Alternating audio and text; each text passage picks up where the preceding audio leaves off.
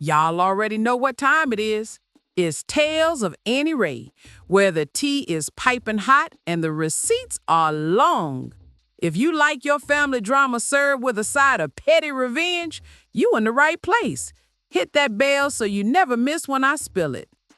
My name is Dolores Marie Guidry, but most folks just call me Miss Dolores. I'm 71 years old, I still got every one of my own teeth, and I can outcook, outpray, and outcuss half the women in this parish.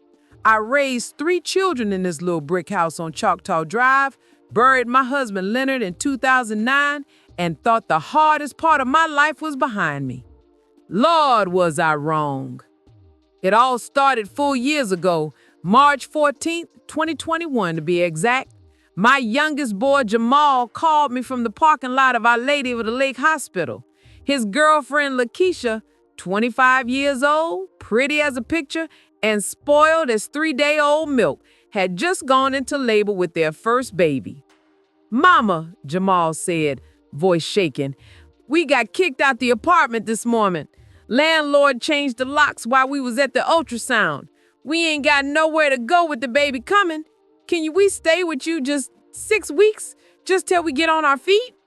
Now, any decent Louisiana mama knows what 6 weeks means when it come out a grown child's mouth. It means forever if you let it. But I could hear that monitor beeping in the background, and I could hear my grandbaby fixing to come into this world with no crib, no diapers, and no roof. So I said the words that changed my life. "Y'all come on home." That was the first mistake. They showed up 3 days later in Jamal's raggedy Dodge Neon with 2 trash bags of clothes, a car seat still in the box, and my brand new grandbaby, Jalen Jr., screaming his little head off. Lakeisha was still walking slow from the C-section, so I took one look at that tiny face, and my heart melted like butter on a biscuit. I turned my sewing room into a nursery that same week, painted the walls a soft yellow, bought a crib on Facebook Marketplace, hung blackout curtains, and even put one of them sound machines that plays ocean waves. I told myself, "Dolores, you doing this for the baby, not for them lazy behinds." The first month wasn't too bad. I was up every night anyway with Jalen because Lakeisha said her incision hurt too much to lift him, and Jamal worked the night shift at the Amazon warehouse. I didn't mind. I'd rock that baby in Leonard's old recliner, singing His Eyes on the Sparrow till he went back to sleep.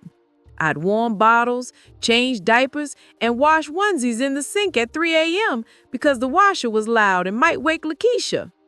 6 weeks came and went, then 3 months, then 6. By the time Jalen was crawling, they still hadn't looked for an apartment. Every time I brought it up, Lakeisha would start crying about postpartum depression, and Jamal would say, "Mama, we saving up, I promise."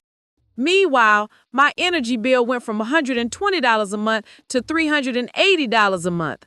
My grocery bill went from $250 to $800, and my house started looking like a daycare exploded in it. Bouncers, swings, pack and plays, and toys everywhere. Then came baby number 2. November 2022, Lakeisha hands me another positive pregnancy test like it's a winning lottery ticket. "Mama Dolores, we so blessed. And don't worry, we still moving out right after this one born. We just need a little more time." I should have known right then, but I looked at Jalen toddling around calling me mama, and I folded like a cheap lawn chair. Jada Marie was born August 2023, another C-section. Another "we'll be out by Christmas." Christmas came, Christmas left. Nobody packed a single box. By this point, I'm getting up at 5 a.m. to fix bottles, dropping Jalen off the Head Start, picking him up, cooking dinner, bathing both kids, reading stories, rocking babies, doing laundry till midnight. Jamal and Lakeisha, they sleep until noon, scrolling TikTok, going to the club on weekends, coming in at 4 a.m. loud as heck when I'm in the living room with a colicky baby. I was tired, y'all. Bone tired, church tired, crying in the shower tired. Then came the final straw, February 2025. I was in the kitchen making smothered pork chops. Lord, they eat good in my house. When Lakeisha waddled in with baby Jada on her hip and Jalen hanging off her leg. She sat down at my table like she owned it and slid a piece of paper across to me. It was a contract, a real typed-up contract. It said, Childcare Agreement, Miss Dolores Goudry agrees to provide full-time childcare for Jalen Goudry Jr., 3 years, and Jada Goudry, 18 months, Monday through Friday, 6 a.m. to 6 p.m., and emergency weekend care as needed. Compensation, $400 per week, payable every Friday in cash. Late pickup fee, $25 per 15 minutes after 6 p.m. I read it 3 times thinking it was a joke. Lakeisha, I said real slow, you want me to pay... No, you want me to be paid $400 a week to watch my own grandbabies that's living in my house, eating my food, using my light. She didn't even blink. Well, Mama Dolores, it's only fair. We looked it up, and daycare around here is $250 a child. We giving you a discount since you family. And we need the help because I'm starting my lash business and Jamal got overtime now. I felt something snap in my chest. Not my heart, though it felt like it, but my last nerve. I looked at that girl, 29 years old, 3 kids, 1 on the way, living in my house, rent-free, and I heard my mama's voice in my head, Dolores, a hard head make a soft behind. I smiled the smile I used to give my kids right before they got the switch. Baby, I said, sweet as cane syrup, you absolutely right. Fair is fair. I've been providing services too. Let me go get my invoice. I went to my bedroom, pulled out the notebook I've been keeping for 4 years. Every light bill, every pack of Pampers, every gallon of milk, every emergency room copay when Jalen had croup, every tank of gas I put in Jamal's car. Every box of Enfamil I bought when Lakeisha said formula was too expensive. I added it all up on my calculator. 4 years, 52 months. Total came up to $94,716.42. I typed it up real pretty, broke it down by category, added 8% interest like the finance company do, and printed 2 copies. Then I waited. That Friday, Lakeisha come prancing in at 6:45 p.m., 45 minutes late, holding a wad of 20s like she was doing me a favor. Here go your money, Mama Dolores, she said, counting out $400 like it was gold bricks. I took the money, folded it real neat, and slid my invoice across the table. Here go mine, I said. She read the first page and her mouth dropped open. $94,000? You crazy! No, baby, I'm petty. There's a difference. Jamal came in from the living room where he'd been playing PlayStation all day. Mama, what's going on? I handed him a copy too. He scanned it, face getting tighter with every line. Mama, you can't be serious. Oh, I'm dead serious. Y'all grown, y'all got jobs, y'all got 3 children and 1 on the oven, and y'all been living in my house 4 years like it's the Marriott with free breakfast and a nanny. So we doing this one of 2 ways. I held up one finger. Option 1, you pay me the $94,716.42 plus the $400 late pickup fee for tonight, and we all keep living together happy as clams. I held up 2 fingers. Option 2, you got 30 days to get every diaper, bottle, and light-up toy out my house. After that, the locks get changed, and the only way you see these children is supervised visitation at the lawyer's office. Lakeisha started screaming, Jamal started begging, the baby started crying. It was a whole circus. I just went in my room, locked the door, and turned on my gospel music loud enough to drown out the chaos. The next 30 days was pure D hell, y'all. Day 1 through 5. The silent treatment. They walked around like I was invisible. Fine by me. Day 6. Lakeisha tried the pregnancy card. Came in my room crying, rubbing her belly, talking about stress ain't good for the baby. I handed her a bottle of water and told her to hydrate. Day 8. Jamal tried the guilt trip. Brought up every sacrifice I ever made, how he was my baby boy, how could I put my own grandbabies on the street. I reminded him the street got plenty of apartments with his name on the lease if he'd ever bothered to look. Day 12. They tried to turn my own church friends against me. Told Sister Bertha I was abandoning my flesh and blood. Sister Bertha called me herself and said, "Dolores, the Bible say, honor thy father and mother. It don't say nothing about grown children honoring their mamas. You do what you gotta do." Day 15. Lakeisha's mama, Miss Sandra, showed up talking about we family, we don't put family out. I invited Miss Sandra to stay for dinner. She took one look at my 3 pages of receipts and said, "Girl, I would have charged interest and late fees."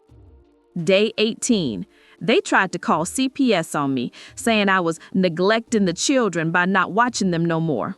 CPS lady came out, took one look at my clean house, full refrigerator, and the kids happily playing in the backyard, closed her folder and told them, "Y'all need to find housing. This grandmother ain't obligated to raise y'all's kids." Day 22. Jamal tried to sneak and take my name off the energy bill and put it in his. Energy called me to verify. I told them, "No, ma'am, that account closed on March 14th. Lights stayed on till the 14th, then click. Day 25. They finally started packing.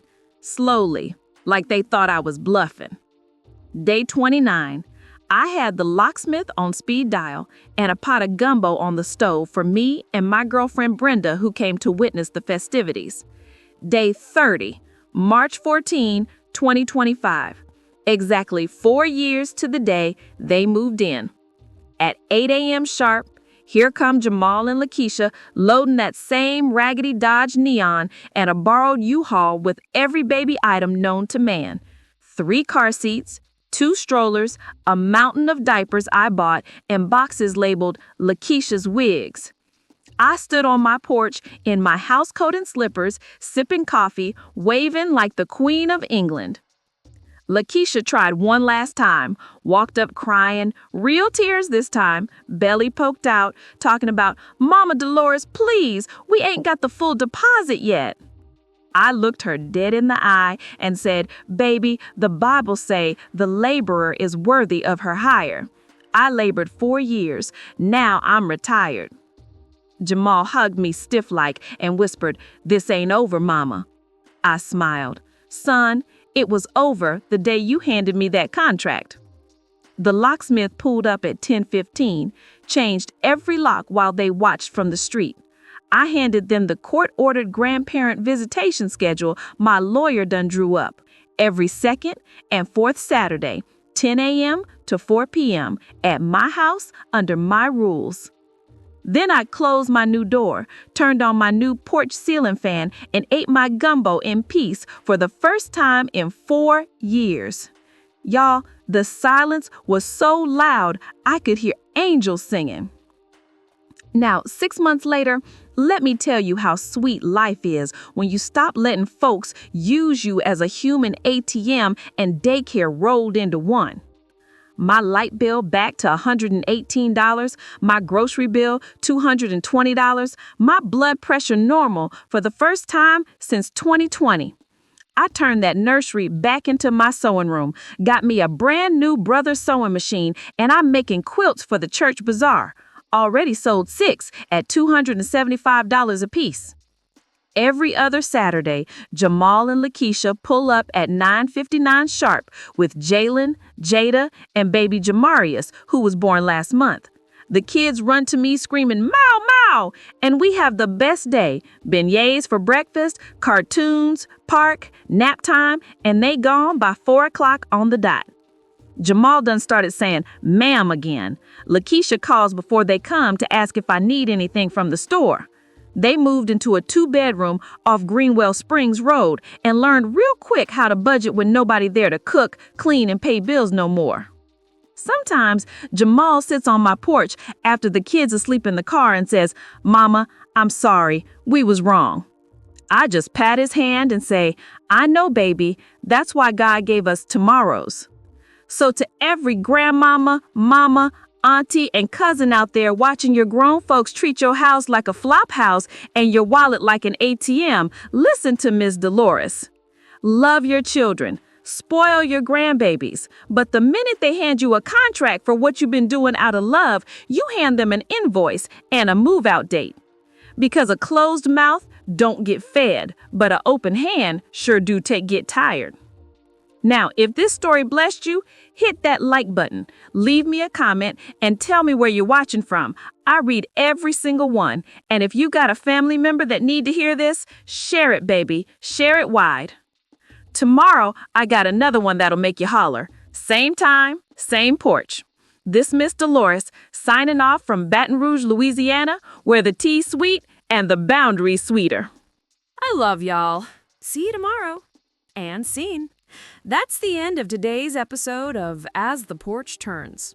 If you enjoyed that, do your girl a favor. Like, comment, share, and subscribe so we can keep growing this family. I'll be right here tomorrow with another cup of tea and another fool that chide me. Until then, keep your head up and your boundaries higher. Auntie Ray is out.